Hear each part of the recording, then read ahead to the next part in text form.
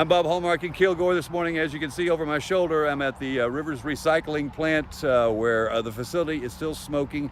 Now, for most of our viewers, you already know, as we reported last night, there was a fire that started approximately somewhere around 6 o'clock last night.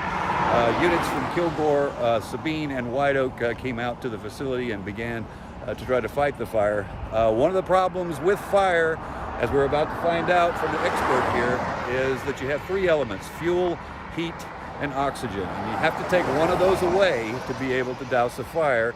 And that's been what's been kind of problematic with this fire. It is so big and has so much fuel. Now, joining us right now is Kilgore Fire Marshal Ryan Riley. And now, Ryan, I'm guessing you've seen some monsters before, but this was a big one, right? Yes, it was bigger than what we normally get here in Kilgore, so it's a pretty good sized fire. Now, one of the things that's hard to tackle for any fire units or multiple fire units is when you have one on this scale and you have so much fuel. Right. Is that one of the problems that you ran into here? Certainly. This is a recycling plant, so they had massive amounts of cardboard, plastics, aluminum cans, tin cans, all that kind of stuff. They're all bundled together. As you can see that trailer that's actually there is full of bundles of this product. It's tightly packed together. Mm-hmm. It can internally combust. Several things could have happened, and when it does, it burns hot, and it'll burn for a long time. Now, we're in the process right now of hopefully just watching it burn itself out. Is that correct? Right? So it would take, hundreds of gallons of water to actually extinguish this fire, and then we have to deal with the runoff of the water, possibly contaminating the rest of the facility, and even on down to the Sabine River. So we've talked to TCQ and conferred with them, and right now the plan is kind of to let it just burn itself out. Gotcha. Now, if you take a look over our shoulders right here, you'll see very in the back there, you can still see some flames at this point. Now, there's a reason why we're not putting water on that, is because there's a danger element here. Correct. This is what you don't want to subject your firefighters to. Correct.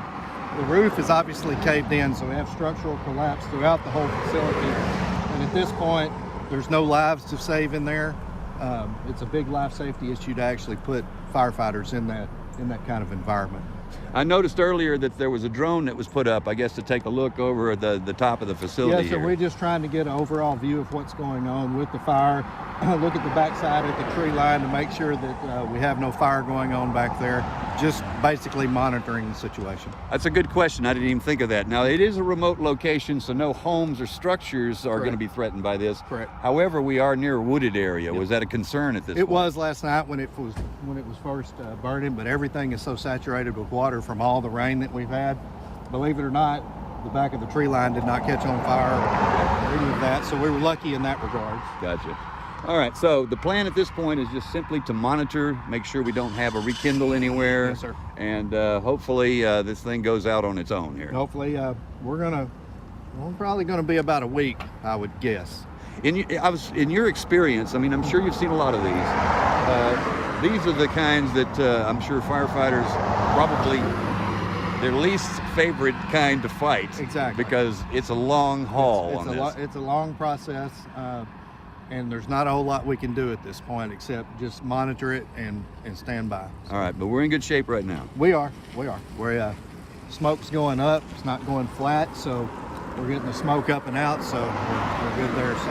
Okay, Ryan, I appreciate it. Thank you. Yes, sir. Thank you. All right, and we'll have more on this story tonight on KLTV 7 News. For KLTV WebXtra, I'm Bob Hallmark.